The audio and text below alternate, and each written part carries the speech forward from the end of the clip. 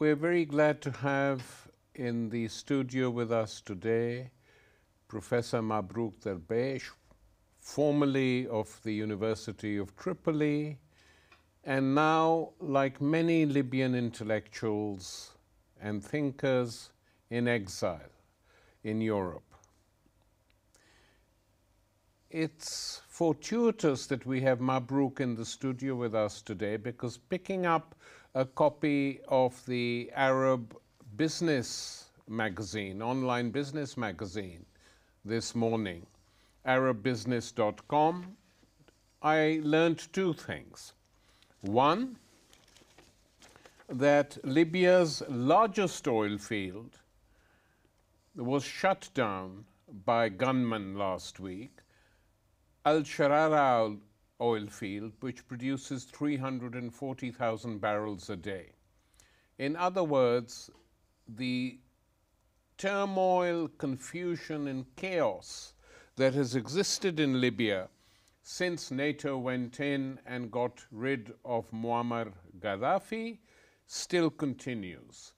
Another look at the magazine, and I saw the headlines of other articles. Just to read them will give you an idea of what is going on. Libyan army urges residents of Benghazi port area to evacuate. Libya very close to the point of no return, UN envoy warns.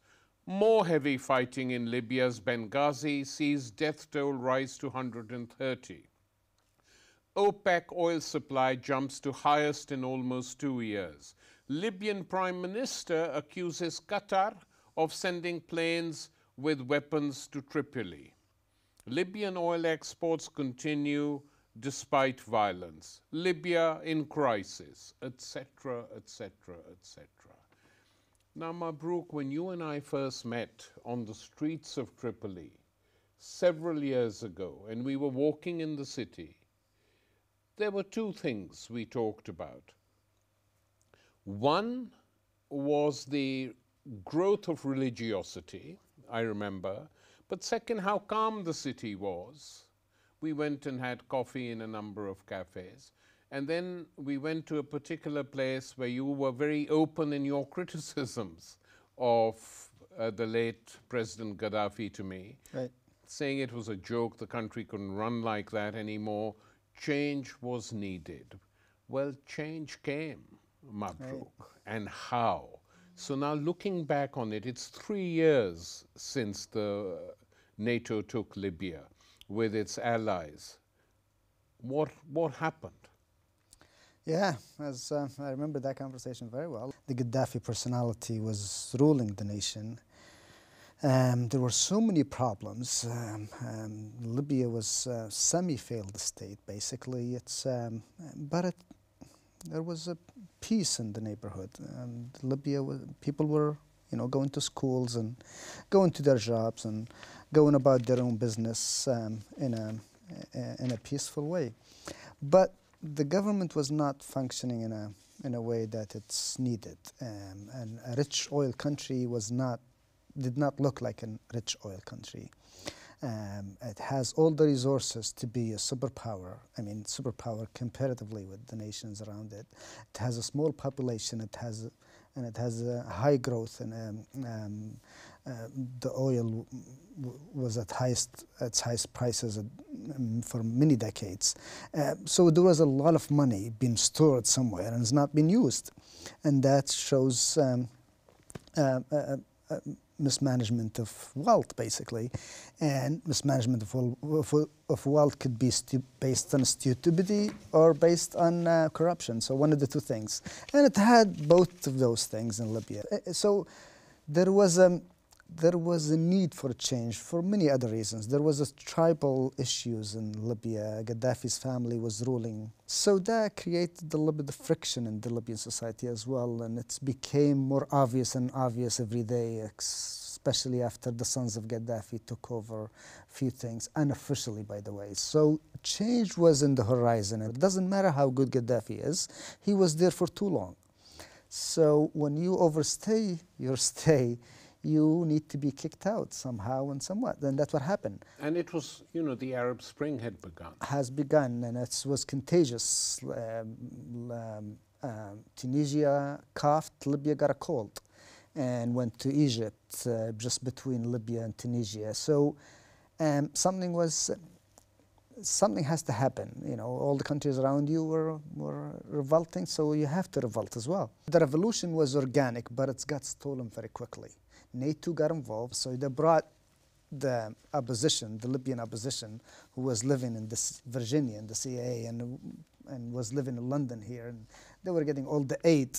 So Western governments and Western agency needed to really get their money back now. They've been nurturing all these, you know, agents and their puppets for so long, so they need to place them in the government so they can guarantee a friendly government in Libya, friendly in many ways. So that's when the problem happened. These guys were not natural leaders, they were not revolutionary leaders, they were not part of Libya, they have not lived in Libya for over 40 years, they didn't know what Libya is, they didn't know how the situation works, and they had no loyalty to Libya. Before we move on, Gaddafi would have had some reason to feel aggrieved at what the West did to him, because once they brought him out of the cold and embraced him, right. He was with Tony Blair, went as British Prime Minister, visited him in his tent. He was invited to Italy. He set up his tent in the heart of Rome. Then he went to France and, according to reports in the French media and elsewhere, gave Sarkozy a lot of money for his re-election campaign, gave money to the London School of Economics, not just to give his son a PhD, but also to help the LSE. Whether he gave any money to Tony Blair, we don't know, indirectly. He did, yeah. But he probably did. Wouldn't surprise me at all, because Blair is one of the greediest leaders of that period. And so suddenly all these people he's been funding and helping turn against him, threaten him, and finally NATO carries out 7 months of bombing on Libya, in which tens of thousands of people are killed, destroyed cities, and now we have this complete mess. And then they imagine they're going to introduce some form of democracy. This is true. Yes. It's very true, and every Libyan knows that. And when Libyans want to do away with Gaddafi, they wanted a democracy as a substitution. Almost every Libyan voted, except the ones that were they're in exile in Tunisia and in Egypt. They were not allowed. But relatively it was a good experience. So, and you had most of Libyans asking for a secular government. That tells you something about the society. 80% is not a small number, and the numbers can be even higher.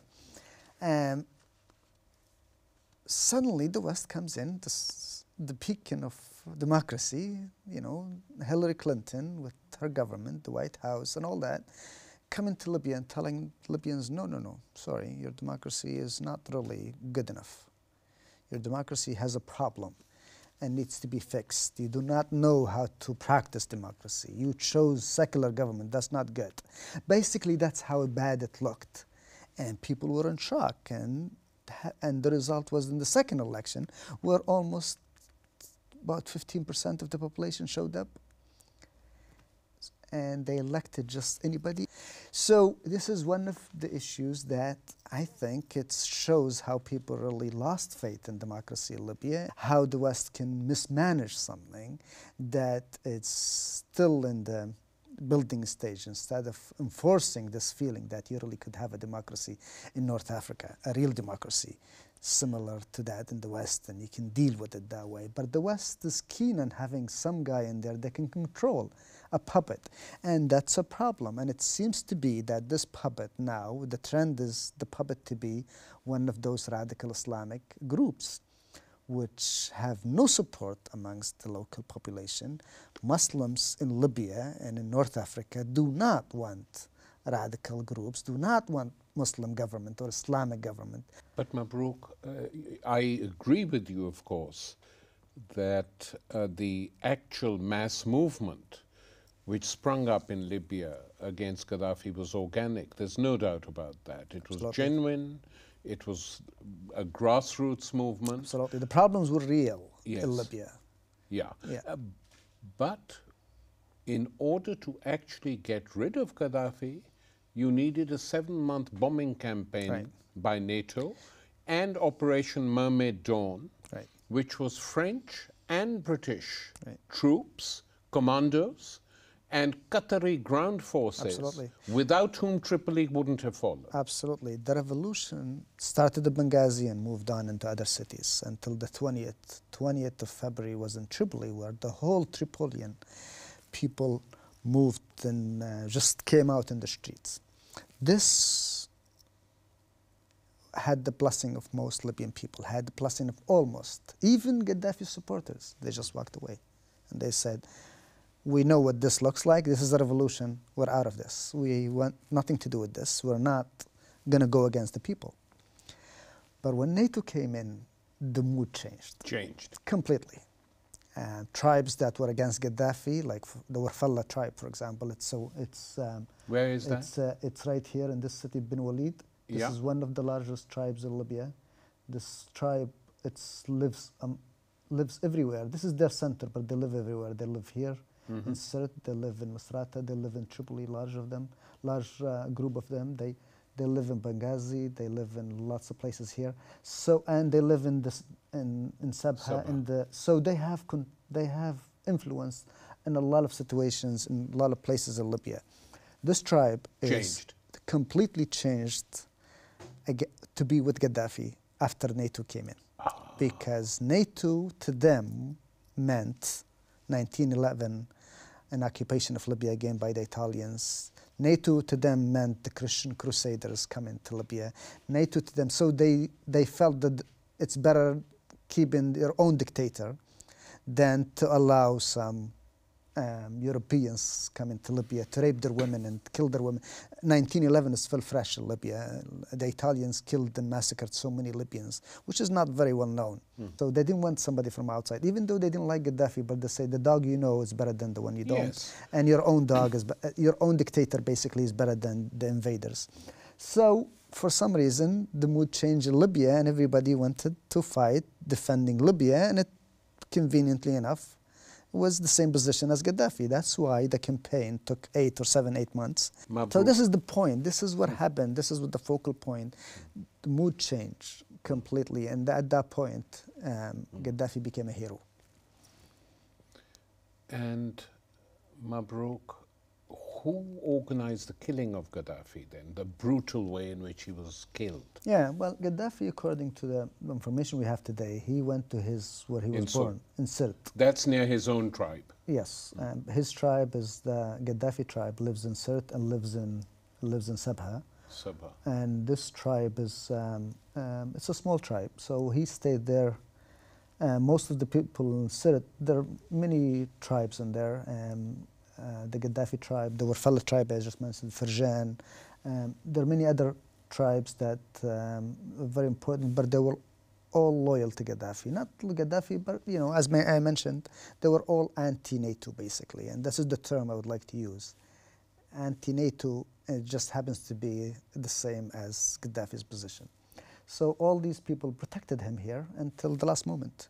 The information came out that the French and NATO figure out where he is, and they bomb his when he fled Sirte, when NATO forces and revolutionary troops came in there.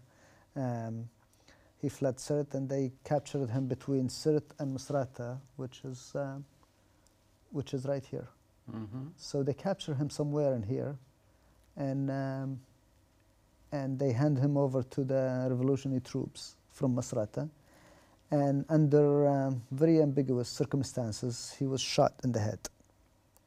And information came out after that, of course, as well, is that Gaddafi was shot by French intelligence service officers who were on the ground, and they just want to get rid of him. And it was very understood by Libyans that Gaddafi had too many secrets against Sarkozy and Western powers that they wanted to get rid of him as a person. And it would have been just and would have been in everybody's interest that Gaddafi goes in front of a court and answers to the questions. And if he was really a dictator or murderer or whatever, have something like the Saddam Hussein, But I think the French were not interested in having a saga that goes on for 2-3 years that shows at the end that Gaddafi is much better than the replacement. The French intelligence service made a very quick decision, and they had so much power on the revolutionary troops at the time, and they just assassinated him. And how do you explain that in the 3 years since the changeover took place, there is still total chaos? Absolutely. And I mean, Mabrouk, just on a personal level, the streets you and I walk down in Tripoli, they are not there now? Right. Well, they are there, but now they look different. I mean, the area where we were walking, now is anti-radical Islamic groups. So now street fights in there amongst each other. Yeah, the young kids and the neighbors have their own guns. We have fights between local residents of neighborhoods against the supposed government, de facto government in Libya, which is Al-Qaeda, of Tripoli, Al-Qaeda, because they have now different governments. You have a government in the eastern of Libya and you have a government in western. Just show the regions then. Yeah, so you have a government now in Tripoli here. This is an Al-Qaeda government? This is Al-Qaeda and Islamic Brotherhood that has connection to this city, which is Misrata, which is the capital of the Islamic Brotherhood. This is where they have their supporters in there. So this government is not recognized by the West or the world. It has all the resources and it's there in the ground, and has all the militias, the Al-Qaeda militias, the Warfala tribe, which was against Gaddafi, supported him, is a problem for Al-Qaeda and still the resistance. So you have a parliament that is finished, but it's still working, it's still getting paid. But I was told that the parliament is now on a ship somewhere. Now you have two parliaments. One is more legitimate than the other one. The one in Tripoli? Is not legitimate. Is not legitimate. Is finished, is expired, but it's still working. Does not want to give up power. And the one on a ship? Is on a ship and in Tobruk. It's the legitimate one now, and it's been just because this finished its term and this took over, and instead of going to Tripoli to sit in the same place and to go and they were not allowed by Al-Qaeda to go in there because Al-Qaeda, which is the Islamic Brotherhood as well, lost almost all their seats they had before. The 20% I mentioned, they're not 20% anymore, went down to 5 to 7%. So they knew that they have no future in Libya, only if they use their guns, and that's what they did. So they hijacked Tripoli. They asked the parliament to come to Tripoli, the new parliament, so they can kill them or do something to them. So they did not want to go. They were scared for their lives. So they stayed in Tobruk, which is relatively safe haven for them. And it's some of it, part of this is controlled by the army, whatever it's left of the Libyan army, the one was before during Gaddafi's government. So yeah, so you have a government here that it's a parliament government, it's a new parliament, which is legitimate, everybody recognized, but you have a de facto government which is in Tripoli here. In Tripoli. And then in Darna you have an ISIS? And Darna you have newly ISIS Imaras, which is a new state that swore allegiance just a few weeks ago to ISIS in Iraq. So Darna is actually not Libya anymore, just geographically. It's actually part of an Islamic state, ISIS. The English term is ISIS, Islamic State, but it's not really. The Arabics call it Daesh. Yeah, Daesh means what? Daesh, that's what it means. The new state of Iraq and Syria. And Syria. And this is the term it's used. The Western world uses the word ISIS. It's just convenient, and it's not really. Arabs and Muslims do not use that term, so they use Daesh. Daesh. And this Darna now belongs to Daesh, which is ISIS, and it's completely out of. So let's summarize. Out of control. 3 years after NATO. Yeah, Britain and France took the country. We have Al-Qaeda de facto ruling Tripoli. Right. We have a Daesh stroke ISIS headquarters in Darna, Right. and we have another parliament in Tobruk. Exactly, and we have an expired parliament in Tripoli as well. Yeah. And we have Islamic Brotherhood that is controlled and run by Turkey, you know, the Turkish Erdogan. It's almost like a joke. Erdogan. It's a disaster. And it's run and supported by Qatar as well. Qatar is the country that wants to take a lead, to be an important player in the Arabic world. And To they rival the Saudis a bit and Egypt? There is no rival. I mean, they use the Islamic Brotherhood to control Egypt, not rival anybody else. But now Egypt has got rid of, in a very dramatic way, got rid of the Islamic Brotherhood. Qatar has a problem even with Saudi Arabia and Emirate. So Qatar is actually now estranged to all Arabic nations and has a problem with the Libyans, of course, is very obvious, but has a huge problem with Egypt. Almost there's no diplomatic relations between them. Has a problem with the Gulf countries, such as Saudi Arabia and Emirate, which is two superpowers. Has a problem with Bahrain, and its problem is well known against Syria and Iraq. So it's hard to find the intelligence behind their effort, other than creating chaos everywhere. Yes. So that's what they're doing really in Libya, and this is what they did in Egypt was a joke. They supported the Islamic Brotherhood, but they had no real statesman. They had and they present themselves as joke in Egypt.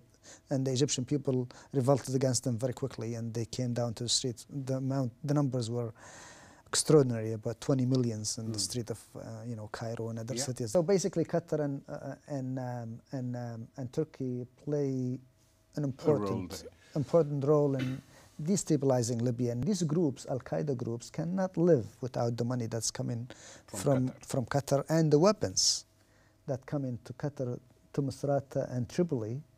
Because now they have their own airports. They control all the airports in Libya are not functioning except Al-Qaeda airports. So if you want to go to Libya today, you have to go through Al-Qaeda. You're screened by Al-Qaeda. So they control everybody who's coming in. And the new information coming just this week that there are people from ISIS coming from Iraq and Syria to Libya to fight, to be part of the fight. Because Libya to them now, it's a very good place to build a base, you know. But Mabruk, how do the United States justify this? Most Libyans intellectuals have a problem with this because they have faith in the United States. I mean, it doesn't make sense for the United States to have a foreign policy that supports Islamic Brotherhoods in Libya, because it's always been United States policy, and Britain as well, that they rely heavily on their ambassadors and their intelligence service. Libya is not very important to the United States, maybe important to England and the Europeans, but the United States is nothing. They get 5% of the oil from there. 5% of Libyan oil goes to the United States. So it can be replaced by any country. That's why the Libyan file is not really, it's way in the back there. So this is my interpretation, that whatever the American ambassador says about Libya goes. But Mabruk, in reality, if we are being brutally honest, Iraq during the Saddam period and Libya under Gaddafi, despite everything, were in a much better condition than they are today. Absolutely, and there's no doubt about that. Absolutely, it takes a while for democracy to be inserted in a society, especially in societies that are not traditionally democratic. And this argument is completely false, because democracy is almost like a natural thing. Freedom and liberty is a natural thing in the human behavior. To be free, it's completely natural. When you are allowed to be free, you become free. Like, look at Iraq since 1991, now until today, you have it's a disaster. It's like you go back to square one. Now Obama is sending troops again to fight ISIS that they themselves helped created. to create. Yes. So, and they're not shy about the fact that, I mean, they keep lying to people that this is a problem for us, but this is your problem.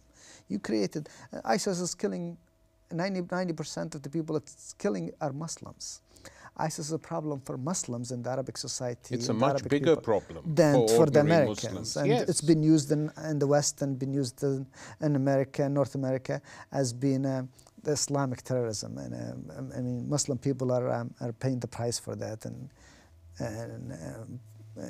it's becoming a slogan used by Islamophobes and all that. Yeah. To conclude,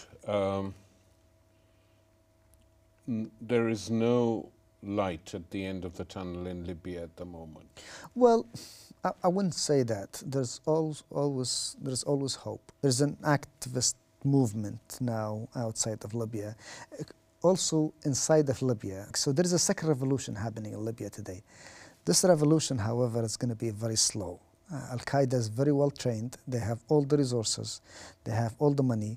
And they have the support of the government. They have the support of the US and the Western world. This is how Libyan people see it. And these people are, so there is a local movement to fight all these powers. So it's going to take a while, but it's actually a step in the right direction. And this is the way I see it.